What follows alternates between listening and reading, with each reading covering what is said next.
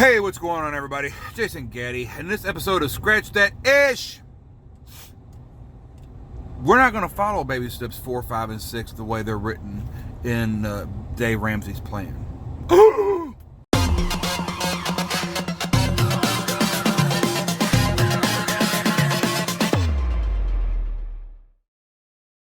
Hey, what's going on, everybody? Jason Gaddy. We're like I said in the intro, we're going to do our own thing pretty much on steps 4, 5, and 6. In fact, we're going to skip 5 altogether because we've got one kid that's in the Navy and the other kid's working full time, so there's no sense for us to save for college fund.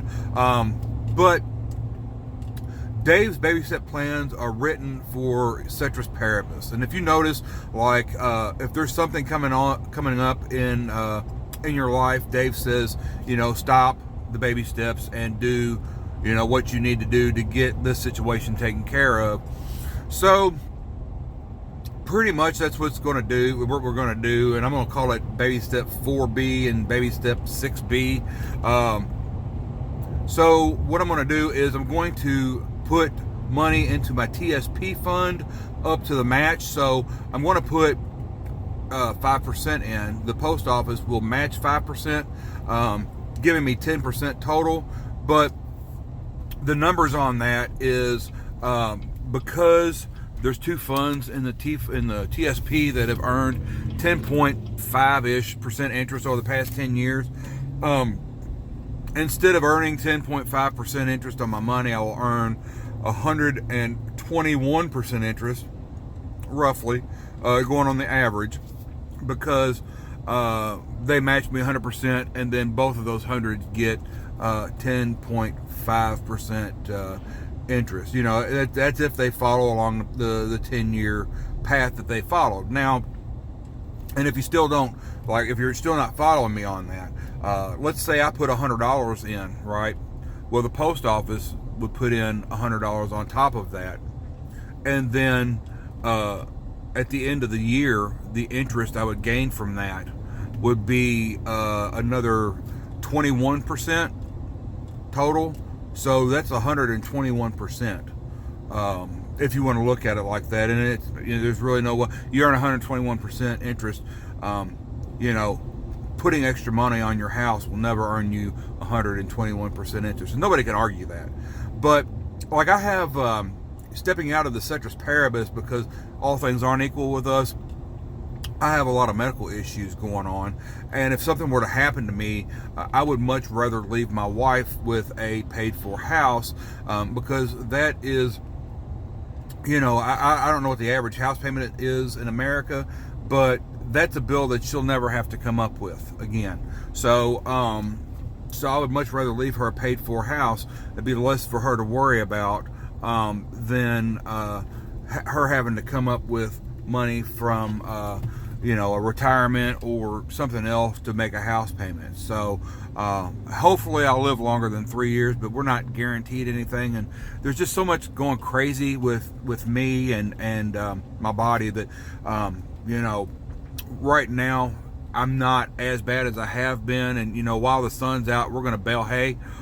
So the plan is basically, instead of dumping 15% in on our thrift savings plan and our retirement, we're going to put 5% in, get the match and the extra, percentage from growth. And then the rest of the money that's left over, we're going to dump straight on the house. And it's really not, as far as the numbers go, let's think about this for a minute. Roth TSP grows tax-free. Well, what else grows tax-free?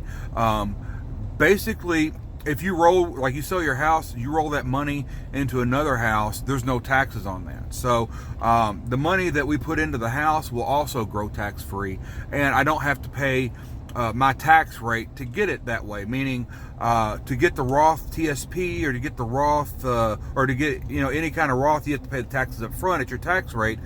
And I think my tax rate's 22% or something like that, or 28, or it's 20, whatever the number is. I don't have to, if I pay my house off early, I don't have to put an extra 20, XXX% with that to make it grow tax-free. my house will grow tax-free. And in our neighborhood, I estimated the value of my house increasing about 7.5% a year. So, it just, as far as I'm concerned, it's almost apples to apples as far as money goes. Of course, there is no green money. Like to pull money out of my house, I would have to sell it or, do a loan of some sort or whatever. But so I'm not as liquid. But even at that, like if you pull money out of your retirement, you're going to get hit with about 40% tax on that. And I'm not, I don't think that we would ever have to do anything like that. But the way I'm looking at it is it's going to grow tax-free, until until I guess you die, because you can roll, like I said, the money from your house when you sell it into a new house, and there's no taxes on that. So you only lose like realtor fees and whatnot. So, but that's how I'm looking at that. It will get us out of debt a lot well, maybe not a lot sooner, but at least a year sooner, maybe a little bit more than that sooner. So that would get us into step 7 a lot faster. And at that point, we can put 40% of our income into the TSP and Roth TSP and have it grow like that. But right now, as far as I'm concerned, it would be more of a blessing for my wife to get left a house that is completely paid for than it would be for her to get my TSP and try to make a living off of that. I think our total bills, like minus our house, what's it going to be? It's like, I think including food and insurance on vehicles, which there wouldn't be 2 vehicle insurances, because if something was to happen to me, Stephanie would only need 1. But as everything sits now, she could live pretty comfortably on about $1,800 a month. Which, if something were to happen to me, my Social Security would cover that, and she would be just fine. So that's kind of how we're looking at it. I know there's probably going to be some haters that get on here and say, "Oh my gosh, you can't walk away from Dave's plan. He says that you have to do this, and then this, and then this." And I've followed Dave long enough to know that if I was to call him and say, "Dave, hey, listen, I'm going to adjust your baby step plan, and the reason is doctors aren't exactly sure what's wrong with me, and I would rather leave my wife a paid-for house than some money in a TSP account that if something was to happen, she needed to draw it out, it would be 40% or a 40% tax rate on it." So I think, if I called in and said, "Dave, this is what I'm going to do," I think he would say something along the lines of, and if you listen to Dave, he would, I'm being honest, he would say, if you don't want to do my plan, that's fine. I'm not going to be mad at you.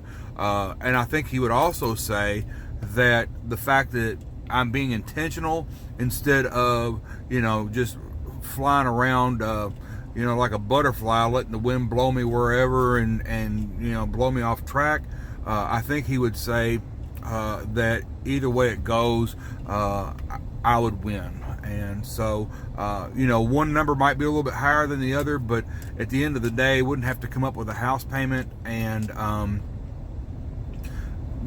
minus the house payment and minus the car insurance and add the Social Security money, and I think I would leave my wife and kids quite the legacy.